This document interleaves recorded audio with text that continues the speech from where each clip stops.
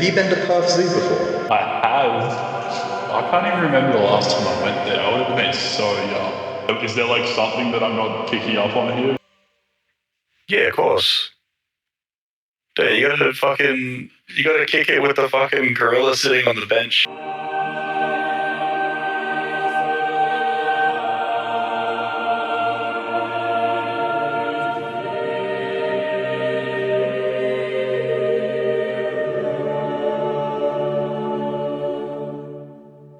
For the last year and a half, I've been keeping a very close eye on Australia's electronic music scene, and have been more than within reason to as of recent. With the rise of Australian acts such as Skin on Skin, Grab and Ninajirachi, along with the growth of Steel City Dance Discs, a dance label which had originated in the city of Newcastle, Australia, and has now exported its headquarters over to the UK to expand its operations in Europe, and has included the likes of Clouds, Tommy Holohan and Kettama in its roster over the years. This was all brand new to me when I first came across the Australian scene online, which left me with a lot of questions as to how a music scene functions in a country so far isolated from the rest of the world. So to get an idea of what's going on, I started by making my findings in Sydney, New South Wales.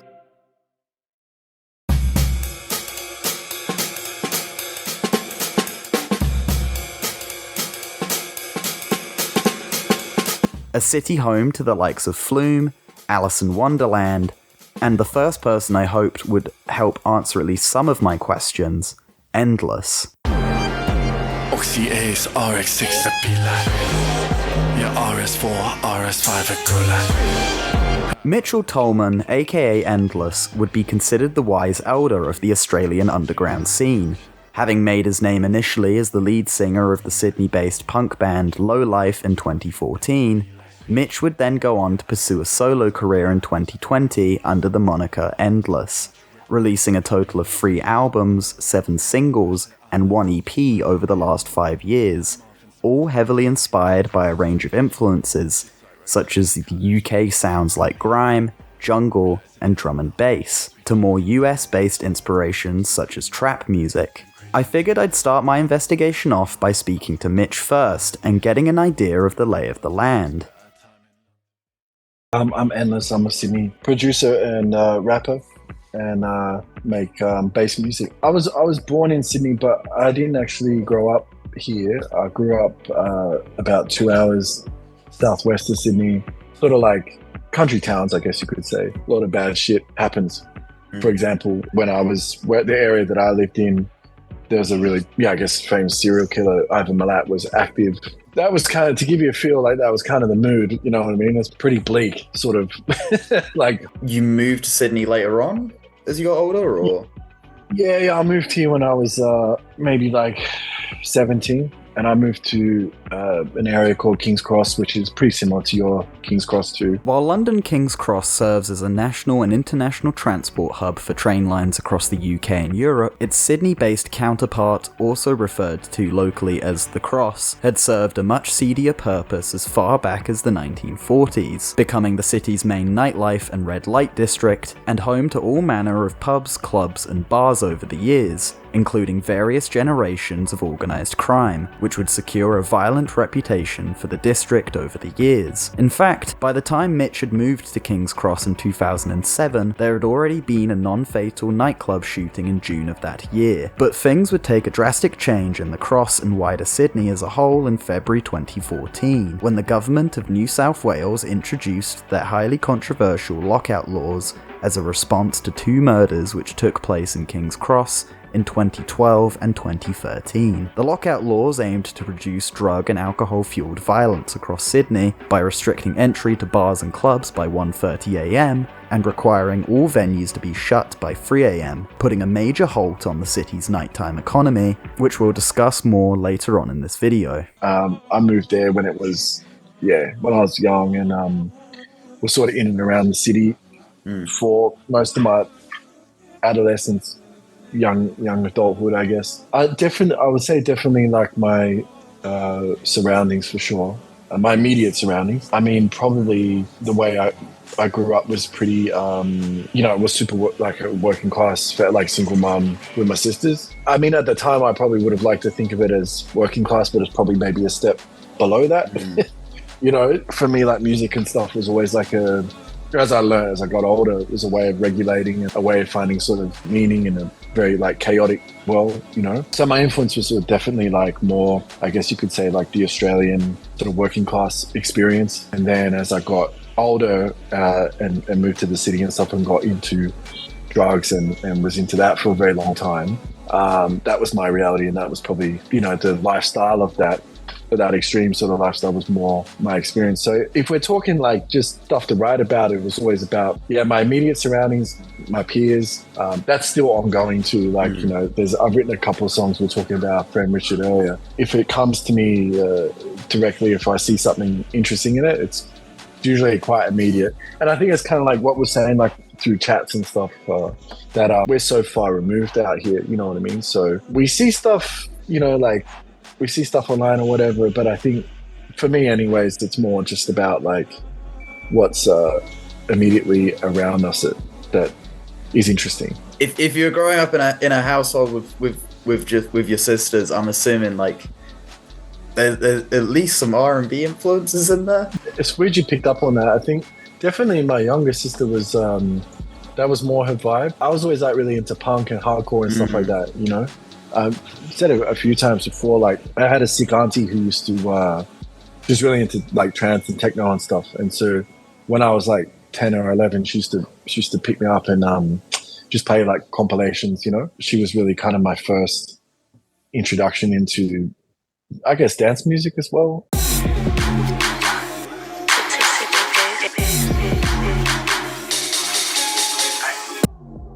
To be honest, it used to be like pretty vibrant, but there was a lot of legislation that happened over the last 15 years where they sort of like destroyed a lot of that. Because it always was like Mardi Gras movement that we've had here. That's always been super strong, like real like San Fran kind of vibes. Definitely always been a party city, but probably over the last like in and around the last 20 years, it's property development has definitely taken the priority over like culture or community.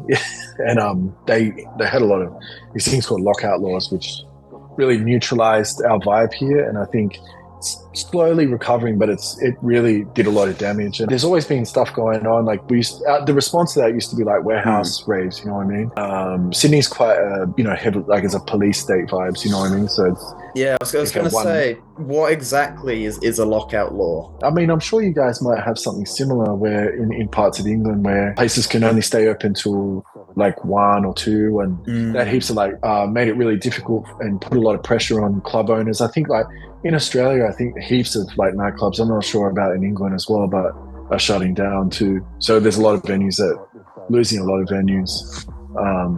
And a lot of that has happened in the last 10 years too, because I think there's a lot of like pressure on club owners and stuff. If they didn't comply with all this bullshit stuff, then, they receive like huge fines and penalties and stuff. They sort of drew up these boundary lines within the city, within Sydney. And it was interesting because they actually we're talking about corruption and stuff earlier. So they drew up these boundary lines and shut down a lot of local business. But then at the same time, we're building a second casino, which they finished, which is illegal as well. Apparently, I didn't know that, but in the city, you're not allowed to have two. That's kind of like Sydney in a nutshell, in a lot of ways. It's something that I've said for many years, but like anyone who's kind of left here in the arts doing music is pretty, like, got to be super dedicated, because you're really kind of pushing a rock up a hill, just trying to get something going. But look, that's been my experience. It might be a lot different for younger crews coming through now. It's not just like music or the arts, it's like just culture in general. We kind of lost a lot of our identity, I think, in the last 10, 15 years here. But it's crazy. It's crazy to see how much of an impact that actually had, Would you say there's a stronger scene in Perth and Melbourne then?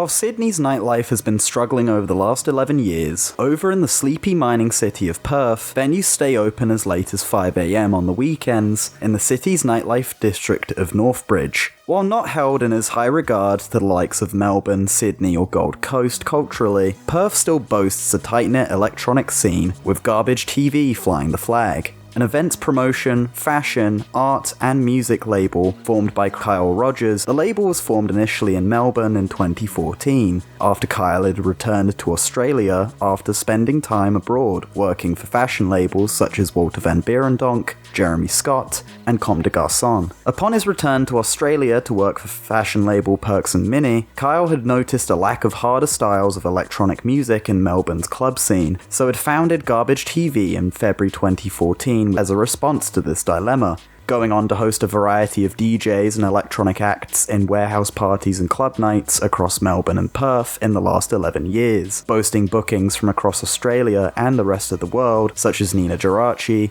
DJ Got To Go, DJ Assault, and more. While the heads of Garbage TV were unfortunately unavailable for an interview, I spoke to Perth-based producers Suswana and Effective Power to learn more about what Western Australia's capital has to offer. My name is Suswana. I make music.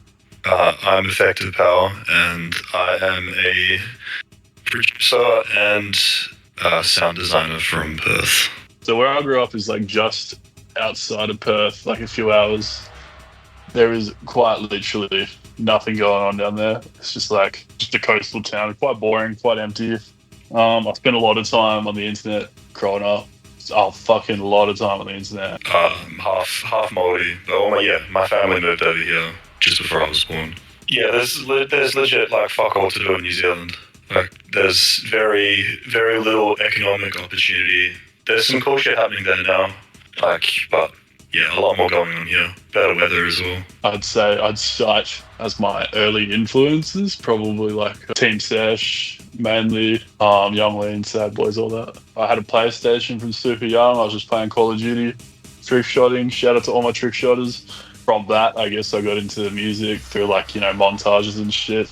It's a real niche community, but they had good music taste at the time, I guess. So. They still do. I still watch them and I'm like, damn. The deeper you go, I remember hearing a Salem song when I was 11 or 12 on some COD montage, and I was just so obsessed with it.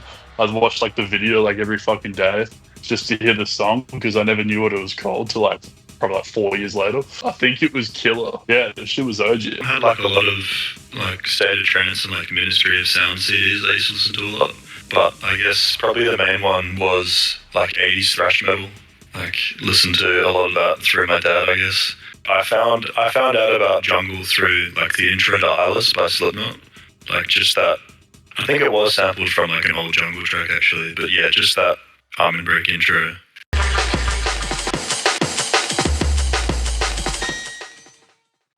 Just consumption, really. It's kind of a reflect of what I am listening to.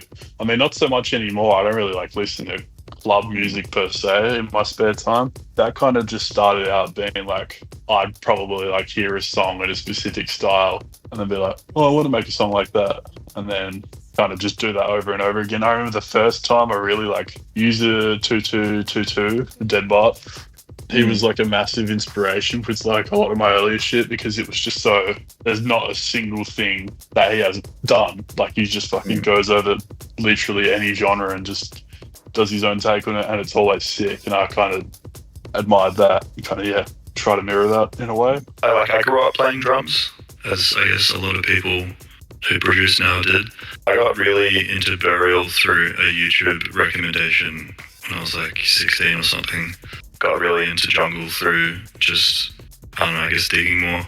But yeah, I think I got into R&B more through its use in samples rather than the source material. And I love Usher actually. I really love Usher. Obviously getting really into Burial is this is all really heavily sample based. And so I feel I got more into R&B through how it was sampled, not actually the original source material. Yeah, also just drums.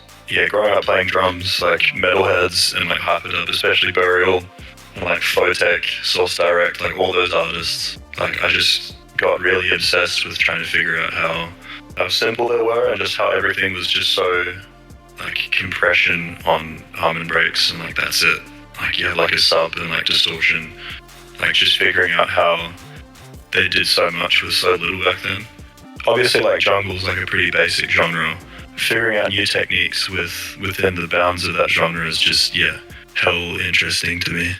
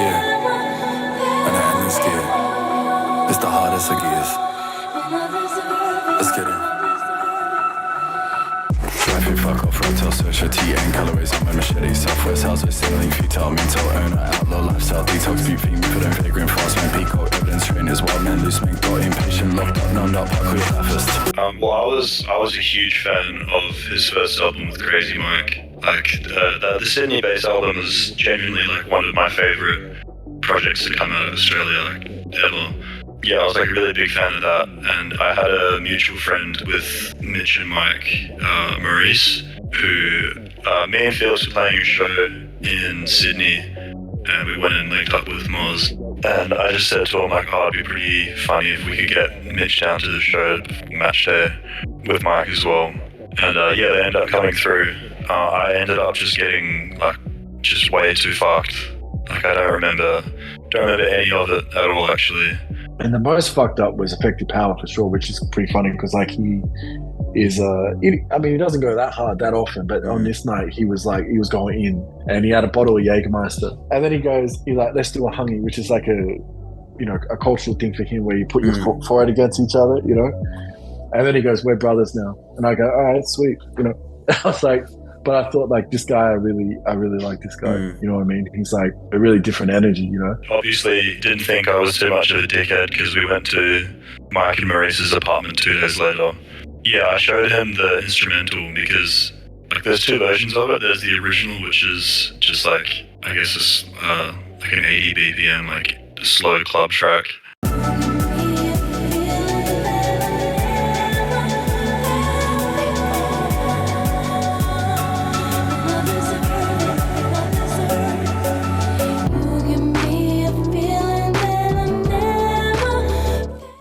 Yeah, and then I made the jungle edit, or the drum and bass edit of it, and I'd shown it to him, and he's like, oh yeah, sick. Like, within 20 minutes, had written like everything, and we just recorded it all then. Didn't even do like a quick mix down of it or anything. Like, I think it was pretty late by the time we'd gotten that done.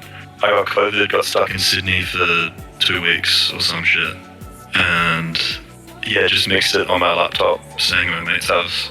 And I don't think we released it for like another year, 2 years, I think. Like from recording it to releasing it took like 2 years just because, I don't know, like wanted to really dial it in. We supported Croatian Amor and Lust for Youth in Melbourne that year and recorded some footage at the show and did like a quick music video for it. And yeah.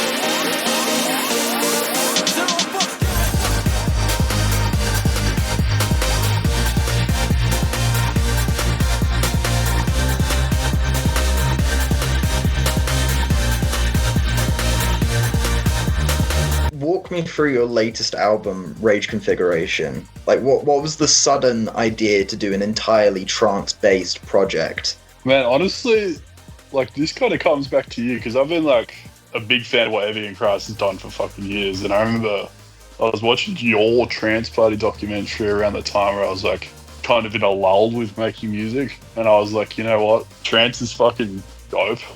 Like, Evie and Christ has, like, a really good take on it. Like, how he just operates with his music is just fucking sick. And yeah, I guess I was kind of heavily inspired by his whole thing. You know, I've always listened to trance, but yeah, I thought I'd just focus more on my take of it, kind of like some weird, like, dystopian music to, like, rage hack on computer games too. Yeah.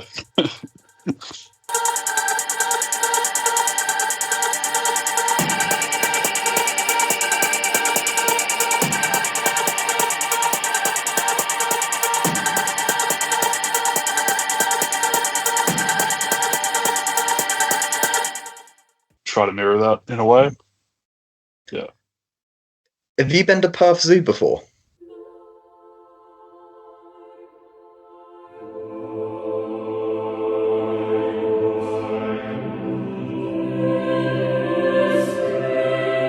Of course, yeah, dude. I haven't been for years, but I remember they had, like, orangutans and shit. What else?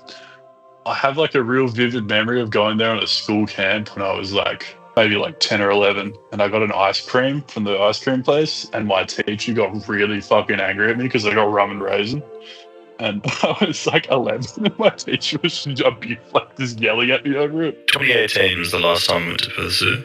I don't think there's new animals. They're not doing anything. It's a bit depressing now, but no. I like the pygmy marmosets, those little tiny monkeys that look like, I don't know, they look like fucking Labubus or some shit.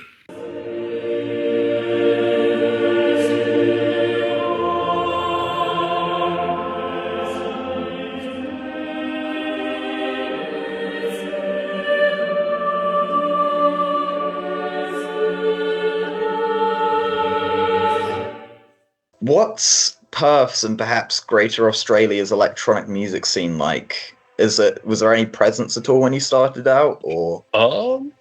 Shit, Perth scene is, like, really small. The only other person I knew that was making music from, like, when I was, like, young was Effective Power.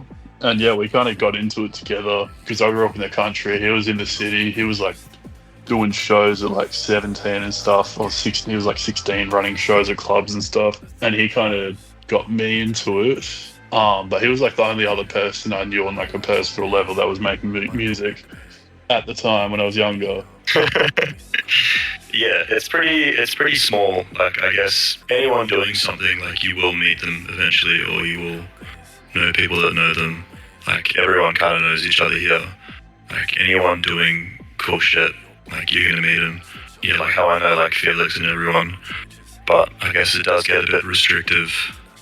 I guess especially, like, trying to book shows, like, if you're doing a specific thing, it's kind of hard to not book the same 5 people all the time.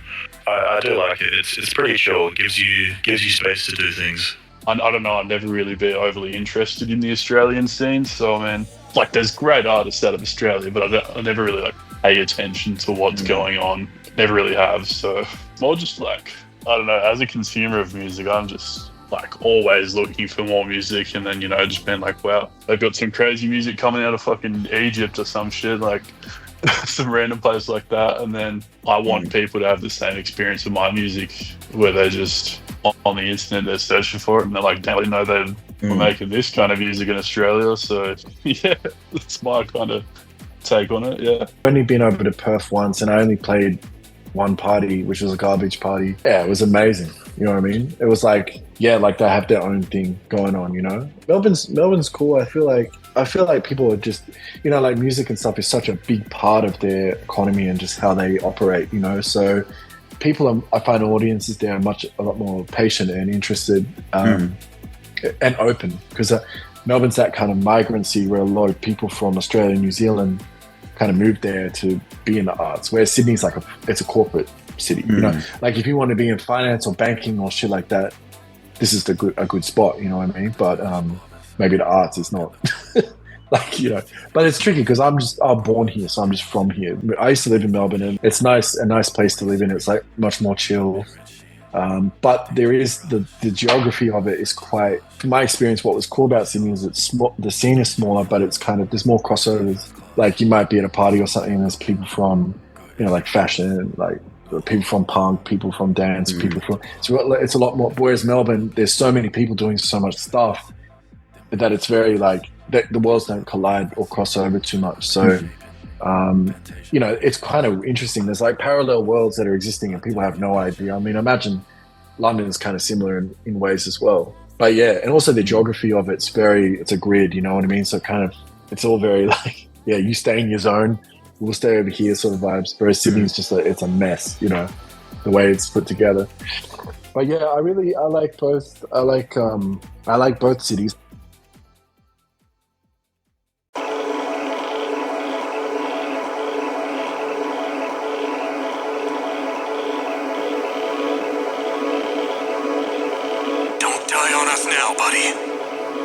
What do you think is next for the future of Australia's electronic music scene? And what would you like to see more from it? In my opinion, personally, the Australian electronic music scene, as far as like status and progress goes, like if you're like heavily focused on making it in Australia, you're going to hit a brick wall very quickly because the ceiling is very low within Australia. Like I feel like only Australians watching this will understand this, but you're like got to like open the Triple J Unearthed stage and listen out, and that's gonna be the peak of your career, unless you like focus. Unfortunately, unless you focus on like moving. Like I know a lot of people move abroad, or like focus on honing in like a massive internet audience.